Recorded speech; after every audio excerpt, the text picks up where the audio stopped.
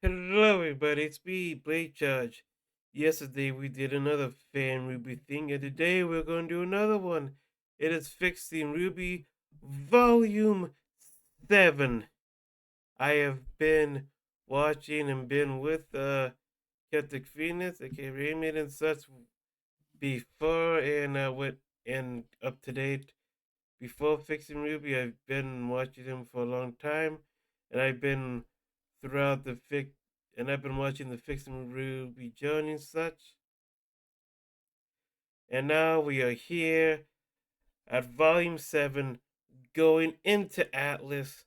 I want to see where this gets us. And what we got, I'm excited to see it. Let's go. Well, here we are, fixing Ruby. Also, I do have permission to do a reaction to this. Let me see. I think this. Can I do the quality a bit better? Like at least 720p? Okay, there you go. Well, here we are, fixing Ruby Volume 7. I'd be lying if I said this wasn't an ordeal. On paper, the Canon Ruby Volume 7 isn't actually that bad in isolation. In fact, it might be one of the strongest volumes of the series in terms of writing. It's really a lot.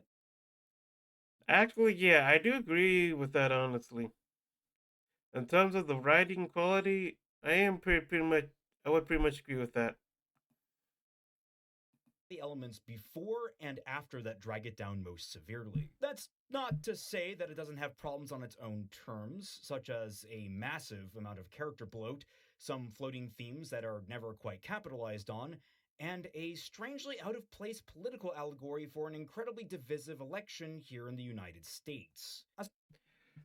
So, if you're wondering what he was talking about, it was based the political campaign in the volume was Snee versus, I forget the lady's name at the moment.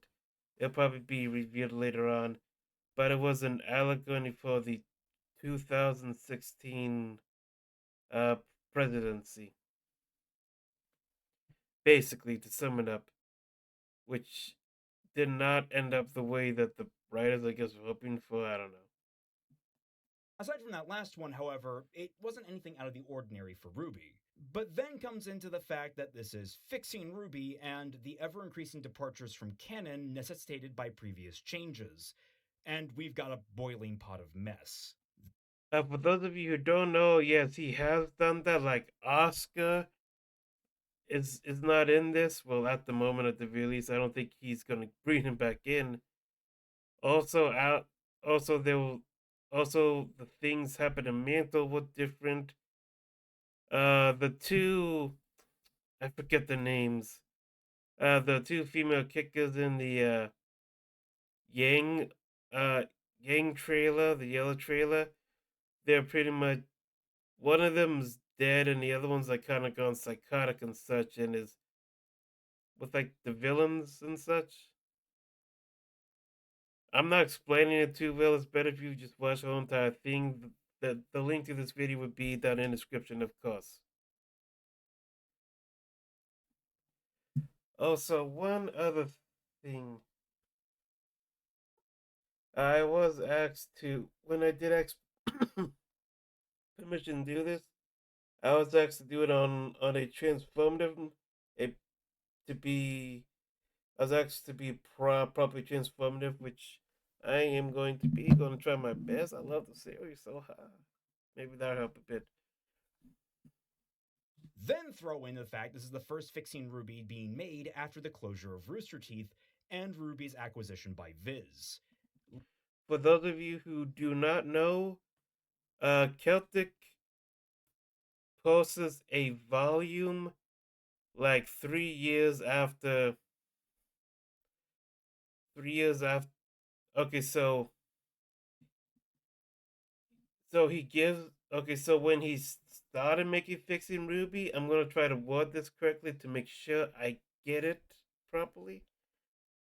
So basically, I think we had Volume 3 out when he did Volume 1.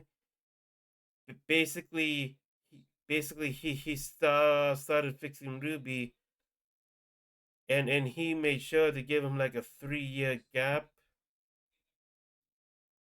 So that way, in case something new happens, and when he's doing the fixing Ruby stuff, it won't throw him into a writing gutter hole or something like that. It sounds so much better in my head. I'm sorry. leaving the future of the series in a perpetual state of limbo. We've already bent the rules in Fixing RWBY Volume 6 by only leaving ourselves about 2 volumes of buffer, but now we're in the wilds. We Oh yeah, that's what he meant. I should just let him say that. I'm sorry. had to start planning ahead in ways that we've never had to before, and it's certainly been taxing. For Volume 7 alone, we probably went through 7 or 8 different revisions of the overall plot, different character arcs, and who would even be in the volume. There were things that we loved that we had Hot damn. to cut, there were things that we were frustrated by that we had to work around, and overall, it took us months to iron everything out. That said, I think we nailed it. Is it perfect? Absolutely not. But is it solid? I certainly think so. Is it entertaining? Hell yes, it is. I want to I expect nothing less. No pressure. send a special thank you out to JJ Bass and Mixed Coffee for the immeasurable help they've been in the writing process. They were instrumental in the last 2 volumes, but now they are downright vital for this one. Even more thanks goes out to Mupa Mova, I Know Nothing, and Twilight Guardian, who beta read this script and gave us their feedback, which was absolutely necessary. And as always, a massive thank you to the Sketchy Huntsman, whose illustrations are going to bring this volume to life. Now then, let's get into it. Fixing RWBY, Volume 7. Kanpai, everyone. Damn, I don't have a drink. But hey, Organization 13 though. I forgot to get a drink.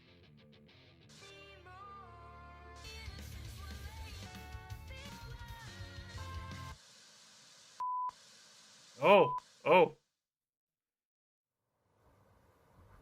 Was that there before those two like white screen thingies?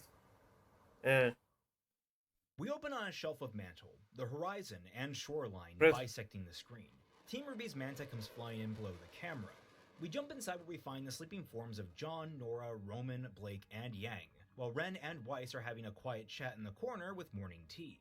The camera pans up through the hold to the cockpit, where RWBY is co-piloting for Crow, and Neo is showing her how to operate the Manta's controls. It's a quiet moment as RWBY points to small parts of the control panel and correctly or incorrectly identifies them, with nods or head shakes from Neo.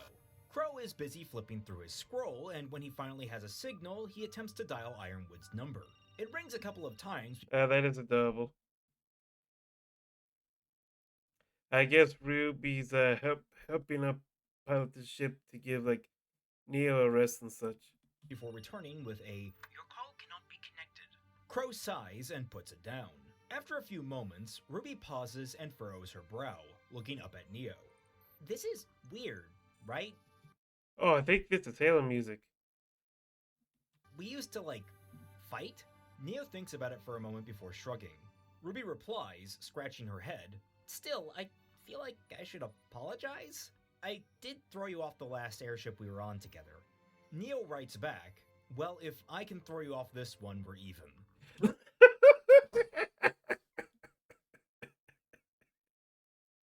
Like, look at her eyes. She really means it. RWBY laughs nervously and scrunches up. You're still kinda scary. Neo smirks down at RWBY before the airship gives an uncomfortable jerk. RWBY and Neo's attention returns to the console as RWBY professes, I didn't do that! On the rear controls, Crow snaps. That wasn't you, RWBY, they're getting closer. Neo, step in. Driver's ed is over. RWBY pouts but slips I was right. aside as Neo falls into the seat. Weiss and Ren stumble forward into the cockpit, with Weiss asking, how much longer till we get to shore? RWBY and Neo look out at the approaching horizon and RWBY says, 10 minutes? Glancing to Neo for confirmation. Neo nods back, reaffirming RWBY's estimate. Ren is the first to speak. Can we go any higher? Crow responds, we don't have enough fuel. The airship rocks again and an alarm goes off. We see an indicator on Crow's screen begin to blink and he tacks on, and now we have even less. Seatbelts on, everyone! RWBY nods and moves into the rear hold. Okay, so this is how the crash landing is gonna go. Okay, I see it. clapping her hands. Everyone, wake up! Put your tray tables away! Everyone in the hold begins to rouse, with Yang asking, What? Are we there yet? In the background, Ren folds up the tea tray he and Weiss were using and stows it. RWBY walks over No, an alarm's blowing. How could you be there yet? and wrenches open the side door, letting icy cold air into the compartment as she pokes her head out. In the background, Nora startles awake. What the hell, RWBY? Below the airship we find the ocean, filled with inky black shapes swarming over one another. Domed, bony heads periodically pop out, revealing an alarming number of mermaids still in dogged pursuit of the airship. Hell yeah, New Grim. Several open their fanged maws and fire off high-pressure blasts of water, harrying the manta. Beside RWBY, Nora pokes her head out and yells down at them, Don't you guys take a hint? We're not interested in you! She then whips out her grenade launcher and fires. I'm taken! The grenade sails into the swarm and vanishes uselessly. Ren runs up and pulls Nora back in. Nora, that isn't helping. And Nora replies cheerily, Don't worry, it was my last one! Prompting John to balk at her, suddenly more awake. She could have used if that grenade used thunder dust, that would have probably electrocuted the water and help. Maybe. Why would you waste that? Nora rolls her eyes. We're going to be in Atlas in like a minute. Crow yells back, What about seatbelts on? Does no one understand? As everyone sheepishly or comedically strap themselves in, Crow dials up a number on his scroll, all while the ship begins to take even more hits. The phone rings for an agonizingly long time before it cycles to an automated response. Hi, you've reached the Atlesian Armed Forces Central Command. For active military personnel, press 1. For retired military personnel, press 2. For military personnel on standby, press 3. And this continues as we cut outside the manta, where it's deftly weaving between blasts from the mermaids, their attacks beginning to crystallize in the freezing air. Eventually, the call Oh, where did that sound effect come from? Crash Bandicoot? ticks over to, For foreign huntsmen, press 9, prompting the quickest finger movement Crow has ever performed. After an awkward moment of phone drone, the same voice ticks on. Thank you for calling the Atlesian Armed Forces Central Command. Please input your 15-digit foreign registration code. Crow scowls down at the scroll. What the hell? And he's cut off as a heavy jolt rocks the manta, and an even louder alarm begins to blare. Neo points to an on-screen indicator that they've lost an engine, and Crow tosses the scroll aside, trying to focus on flying. Below him, Neo is sorting through a map of the local coastline and spots something. Flicking the screen, it pops up on Crow's readout, and he replies, Good work, short stuff, before steering the ship off left as best he can. We cut to a low shot of what appears to be the end of a street that dead ends at a cliff. Sitting on the cliff is a small flock of penguin-like creatures with walrus tusks, minding their own business as... Hit them stats. In the far distance, we see the blurry shape of the manta coming into focus through the snow. The flock scatters as it bursts overhead, one engine on fire, and it drops as it makes its way over the street, skidding to a halt in the center of an intersection. There is stillness as everything comes to a final stop and the manta settles into place. This content and the rest of the content on Celtic Phoenix is brought to you by the wonderful people supporting the channel through Patreon. For just $1 or more, you can gain access to the Tundra Discord server, where you can interact with me and a whole host of my fellow internet colleagues, such as the other members of Team Frostbite and the Team Jacked podcast. Become a part of our regular Bad Fanfiction nights that happen every Friday night at 10 p.m. Eastern Standard Time by joining our chat and adding your commentary to the reading. You can also join by becoming a member of the Celtic Phoenix YouTube channel, with the additional bonus of gaining access to a bunch of sweet emoticons during every one of our streams, such as the Team Jacked podcast, which airs every Wednesday at 6 p.m. Eastern Standard Time. But if either of those are too much for you, you can always subscribe to the channel, enable alerts, like this video, and share it around to all your friends. Thank you all so much for watching, and we now return you to your regularly scheduled fixing. My passion That's what I get for not getting YouTube Premium, I guess. Or ad blockers, whatever. Inside, Crow leans back in his seat, asking tiredly, Everyone all right? The response he receives, other than a thumbs up in the foreground from Neo, is the sound of John vomiting. Yang shrieks, John! And he groans, I just woke up. What do you want from me? I want you to keep your breakfast down. Slowly, the crew untangle themselves from their seats and the crash. Blake is the first to clamber out, shivering into her jacket and pulling up her hood. As the rest of the crew pile out, the camera pans back and reveals in a wide shot that they have landed on the outskirts of a small mining town. There's only a few people on the street, most poking their heads out of their homes or businesses, but even by small town standards, there seem to be very few people present. The most prim of them wear unkempt business clothing, while the remaining some are dressed for industrial jobs or labor. Ruby trips out of the airship and lands on the concrete. She stands and scratches her head as she Take 1d4 damage. says, "Well, you know, any landing you can walk away from, right, Weiss?" Weiss stares at her, unamused. "Ruby, a man died." Ruby flinches. "Sorry." Yang jumps down beside Blake and observes where What man? they are. There doesn't seem to be many people, before raising her voice and saying, "And they're Oh, from the previous volumes. Never mind, I got it. not very helpful." Blake, hugging herself for warmth, nods at a large SDC logo on a nearby wall. "It's a mining town.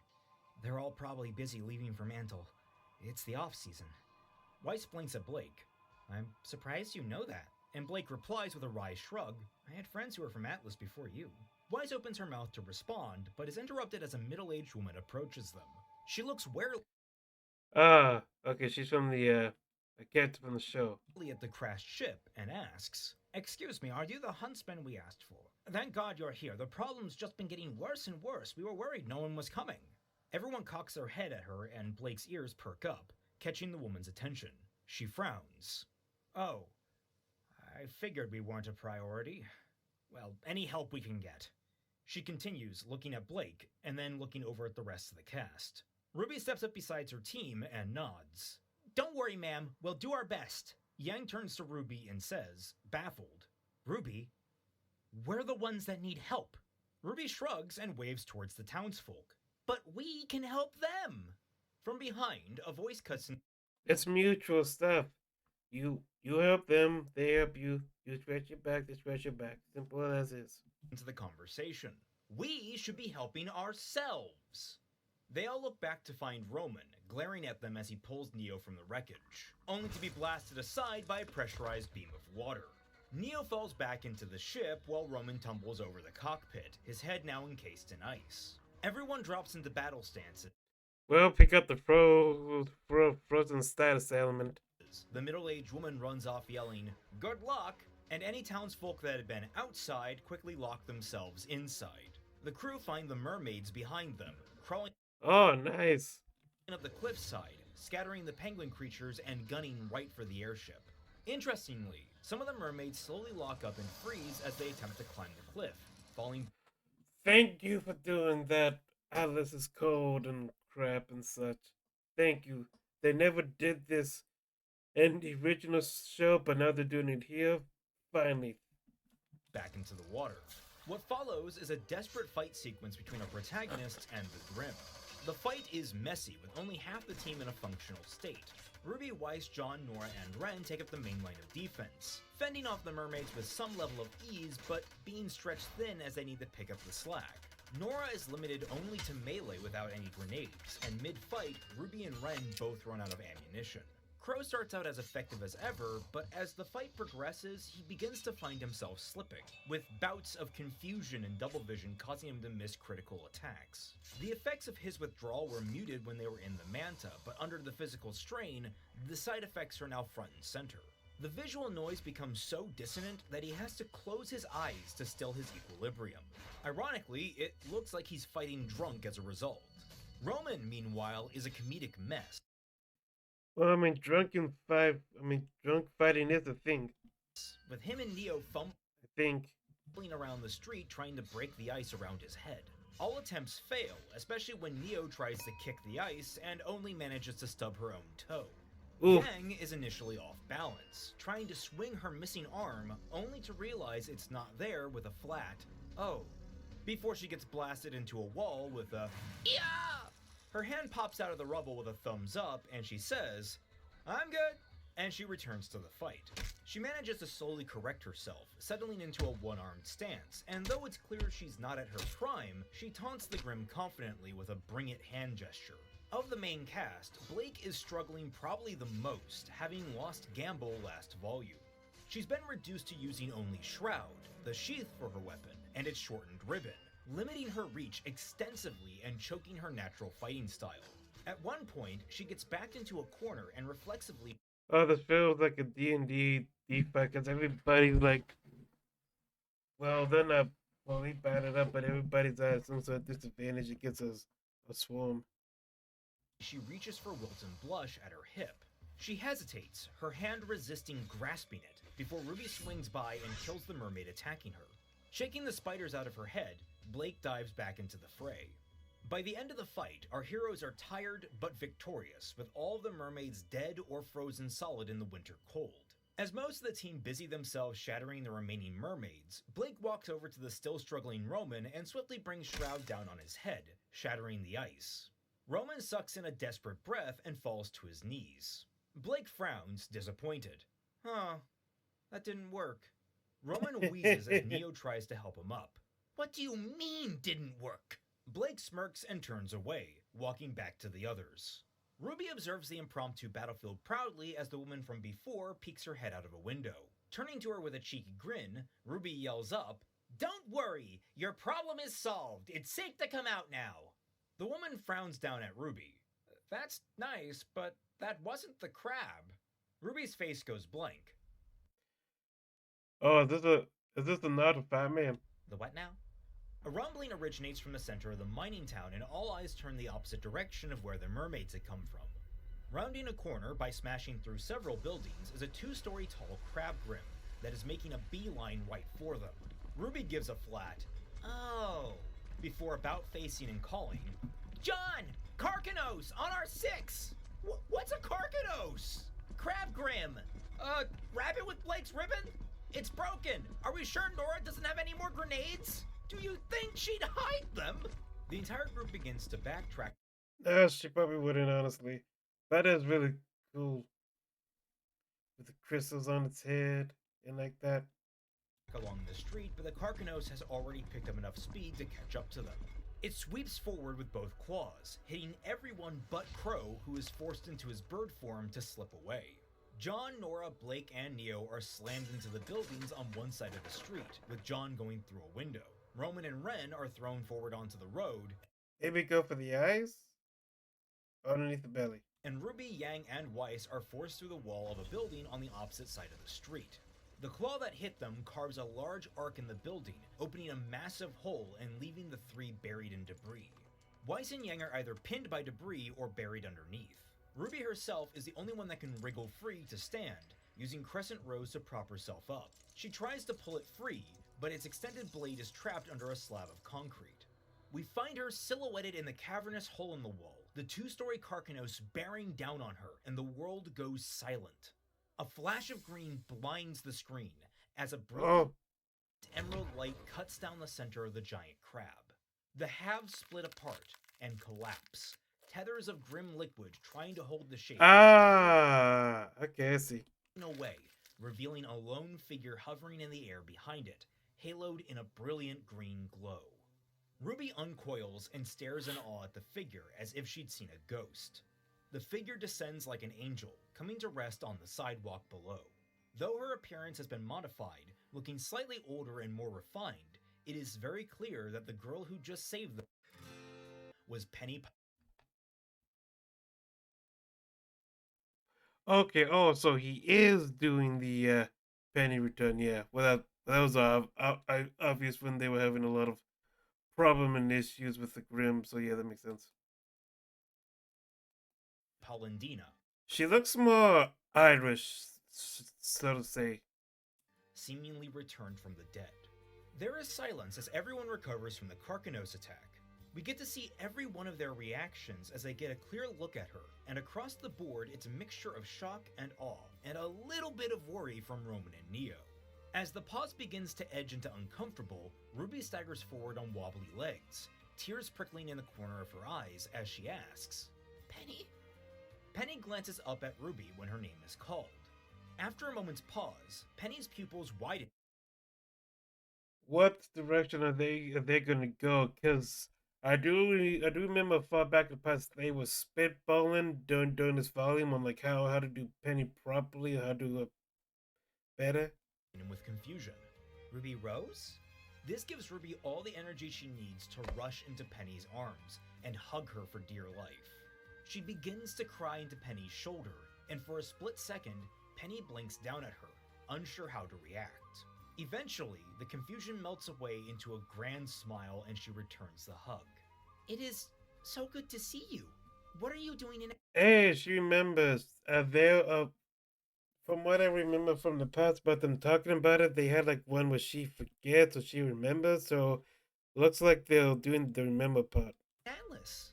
Ruby eventually pulls away, sniffling, but they aren't given any time to speak to one another. There's the ring of gunshots, and a mermaid straggler that had been lunging for the two of them is turned to smoke by a hail of automatic fire. Before we can find the source of the shots, we're distracted by the lumbering speed of a second Carcanos, trundling down the road. The crew outside rush to their feet, either to flee or defend themselves, when an ear-splitting trumpet note cleaves through the air. From below the crab, Oh, a wave of sound launches it up into the air, and a moment later, a hooked whip sinks into its body, flipping it 180 degrees. It lands upside down, its legs flailing to stand up, only for a rainbow blur to streak across its body, cracking the joints between its shell and its hey, Team Funk. limbs with heavy bludgeoning smashes. Coming to a stop atop its shell is Neon Cat, and walking out in front of it are Flint Cole and a handsome man wearing a confident grin. Ruby blinks at them, still clinging tightly to Penny's side, and Penny is smiling at them proudly when a voice breaks out over them. Penny, heartfelt reunions come after every threat is neutralized. Approaching the two is CL Soleil, who Ah, that was so okay. casually shoots yet another mermaid that was creeping towards the crew without even looking. Neon hops down from her perch, rolling her eyes at CL while helping Blake to her feet. Chillax, CL, it's just besties catching up. Flynn follows out with a smirk as he fishes John out of the broken window. Jealous the defender of Mantle has friends other than you? CL glares at them. Damn, he be roasting no matter who it is. Cheeks a dusty maroon. Would you both pretend to act professional? Penny giggles into her fist at the conversation, which prompts the teary-eyed Ruby to break into her own chuckles. The handsome man, older by at least a decade than the rest of the squad, steps into the center of the street, motioning with his hands to bring down the energy. Okay, let's keep focused, 32. Now can someone tell me who our guests here are? John, brushing himself off with Flint's help, Oh, I love that book. answers, We're, friends of Penny from Beacon. Sir? The man looks at them with some level of confusion and concern, especially Roman, who is helping Neo out of a snowdrift. Then he looks to their downed airship. You're students? You came here all on your own? Yang, walking out from the crumbling building with Weiss, clarifies. No, we're traveling with... She's cut off as Crow comes flying down in his bird form, shifting while inside an alley and sliding to a halt outside before completely face-planting thanks to his shot balance. Yang perks. God damn. Oh, yeah, there he is. Crow pushes himself to standing, blinking away the stars in his vision. The handsome man stares down at him with concern. You, don't look so great. Crow shrugs through a wince. Then better. He glances around and gets a read on the situation. Introductions, I take it? Holding out his hand, he says, Crow Branwyn. The man takes it and likewise says, Clover Ebisu. Clover waves out Was that his name? I thought it was always something else. over the other four members of the squad. This is Strike Team 32. We're Mental's Rapid Response Unit. And I guess we're your welcoming committee. Mind telling me what you're doing here with, that? He motions over to the inoperable Manta. Ruby, finally divesting herself from Penny, wipes her eyes and replies, We're here to speak with General Ironwood. We have important information for him. Clover nods neutrally. Do you now? Crow pulls out his I thought they said that his name was something else. I'm dumb. scroll and holds it up. I'm a close personal friend of his. He's gonna want to hear what we have to say. Clover takes the scroll and looks at it, CL leaning over his shoulder as he winces and says, that's unfortunate. Handing the scroll back to Crow, he grimaces as he says, You're all under arrest. There's a beat before Nora Damn. asks the question on everyone's minds. What? All of the scrolls among RWBY Junior Kern ping, and all of them open up the received messages. CL steps forward with a tablet, reading off a list of violations. Partaking in combat within city limits without a huntsman license, operating dangerous weaponry without a huntsman license. As she continues to read, we see RWBY reading along, muttering quietly, Oh, so that's how you spell that. CL continues in the foreground.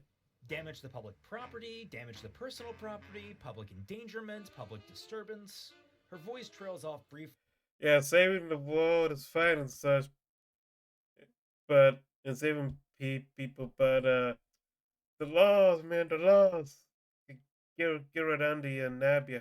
As she glances over to see Roman and Neo, who have been watching the situation with some level of amusement. She taps her scroll, and 2 counts of cavorting with known terrorists.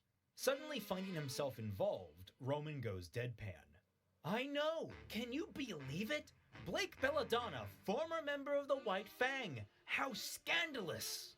CL blinks at her tablet, looks up to Blake, then back down, pressing a few more keys and muttering, 3 counts. Blake, already watching her imminent arrest. Nice job, Roman. Nice job. You really stuck up the charges well. Turns to Roman and shoots him probably her harshest glare yet. I don't like you. Crow looks over to Clover, baffled. Credentials not good enough now? To his surprise, it's CL that answers, very formally. Forgeries have become a considerable issue in the last few months. Clover piggybacks off that with a rueful shrug. All Outlist personnel have had their credentials updated. Yours don't pass the sniff test. Sorry, but you're all coming with us. RWBY looks to Penny and asks, with an awkward chuckle, Is this really necessary? Penny smiles back apologetically at RWBY before she cuffs her. We then cut to RWBY and the crew being loaded into a prison transport. The door shuts, the screen cuts to black, and RWBY groans, Aw, man. Busted. Oh, what's this?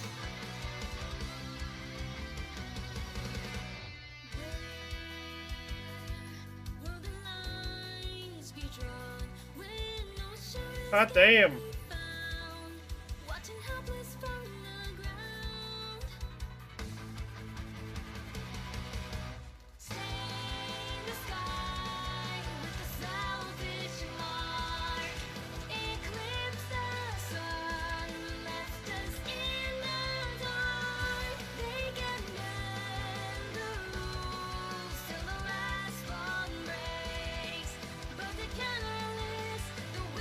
Oh, that's really cool. Oh.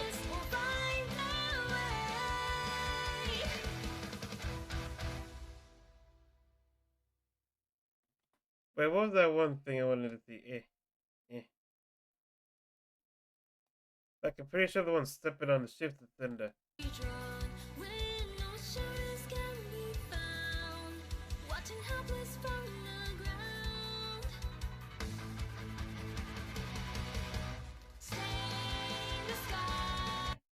Oh, that's Blake. Yeah, pretty sure that's Cinder.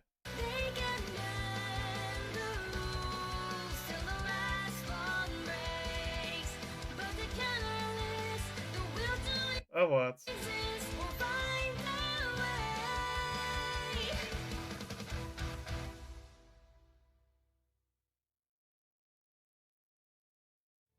And here are the credits.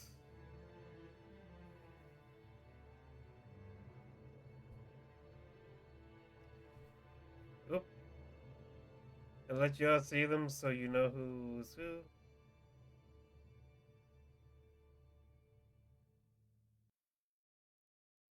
So the whole entire Crash Lane. So far really pretty good. I like the addition of the new Mermaid Grim. It's pretty good.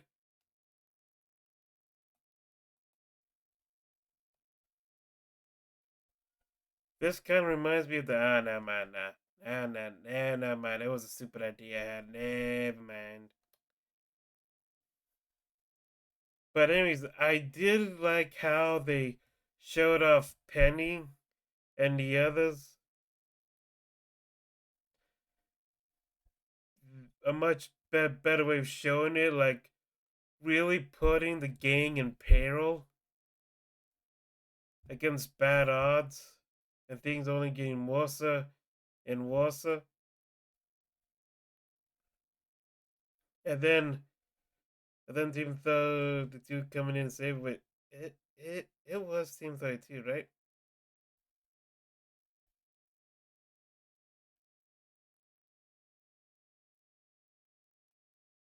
Wait, let me see.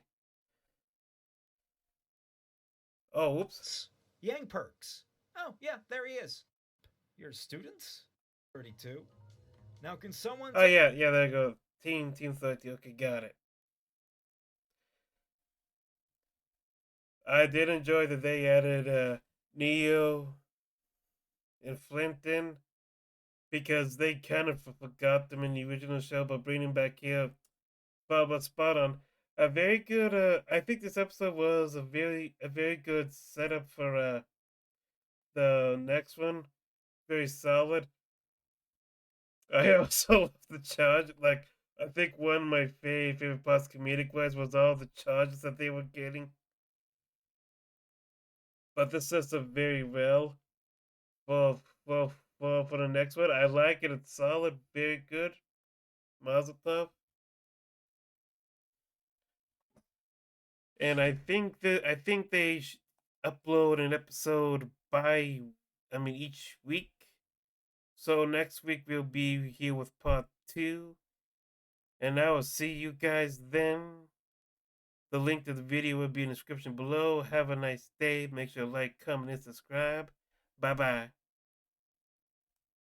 Lead to big things and big swings, lead to big rings, championships or the big screen. Anyone who did anything took a big swing, big dream.